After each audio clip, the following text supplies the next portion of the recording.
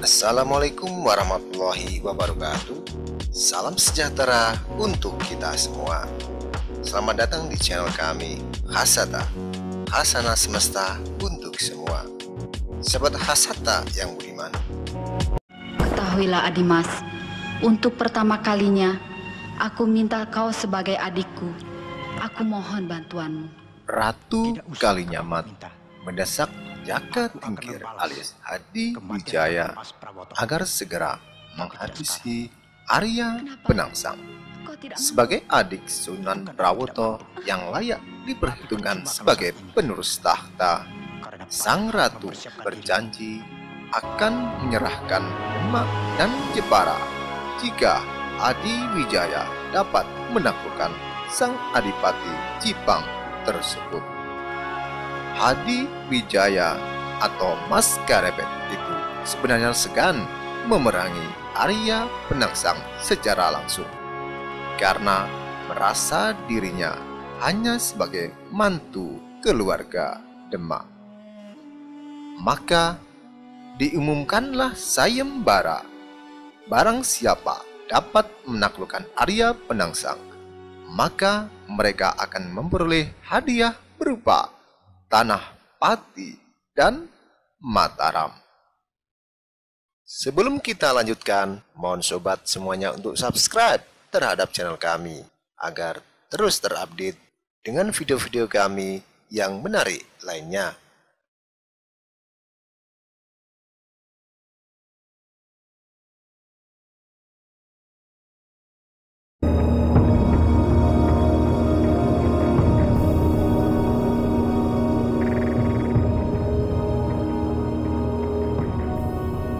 Arya Penangsang dan Jaka Tingkir konon merupakan lawan yang sepadan, yaitu terkait kesaktian kanuragan masing-masing yang tersohor.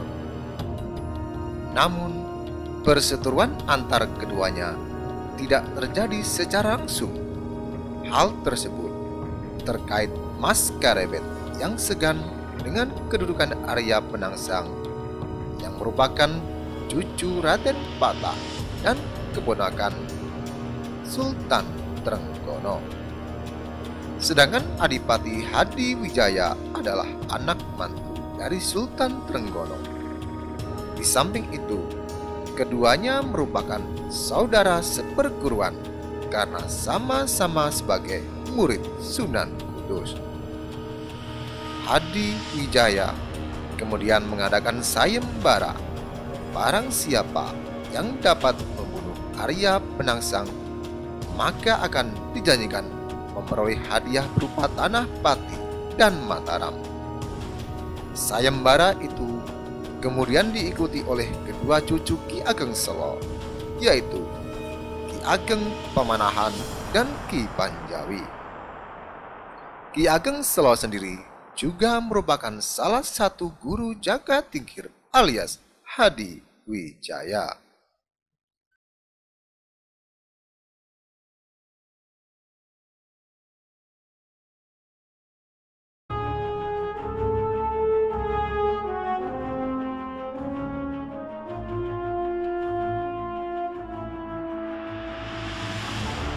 Arya Penangsang bukanlah orang sembarangan.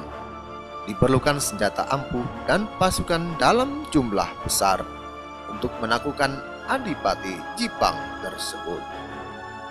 Ki Juru Martani, saudara ipar Ki Ageng Pamanahan, kemudian meminta kepada Jaka Tingkir untuk mengikut sertakan anak angkatnya, yaitu Raden Bagus alias Suta Wijaya, agar diikut sertakan dalam sayembara.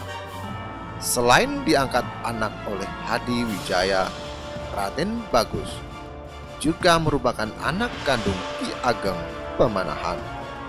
Adipati Hadi Wijaya tentunya tidak tega dengan sang anak, hingga dia menyertakan pula bala bantuan pasukan dan memberi bekal pusaka tombak Kiai Pleret.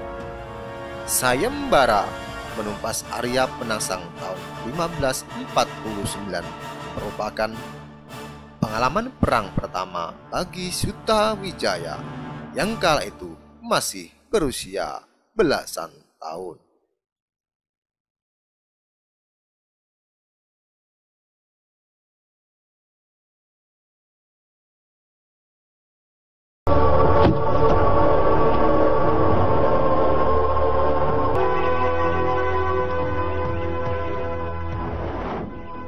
Kabar tersebut terdengar oleh Arya Penangsang yang tengah melakukan puasa 40 hari untuk menghilangkan Raja Kala Cakra yang sebelumnya mengenai dirinya. Sunan Kudus menyiapkan benteng pertahanan berupa galian menyerupai sungai yang melingkari pusat pemerintahan Jipang yang kemudian diisi air dari Sungai Bengawan Solo. Galian ini kemudian terkenal menjadi Bengawan Sore. Konon Sang Sunan memberikan ajian di Bengawan Sore bahwa barang siapa menyentuh airnya duluan, maka dia akan kalah. Kabar tentang Bengawan Sore telah terdengar sang penantang dari Pajang.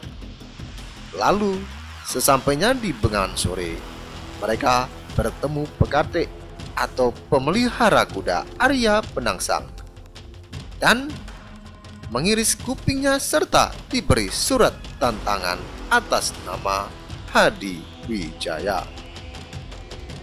Setelah mendapatkan laporan tersebut, Arya Penangsang marah dan bergegas menuju ke medan laga.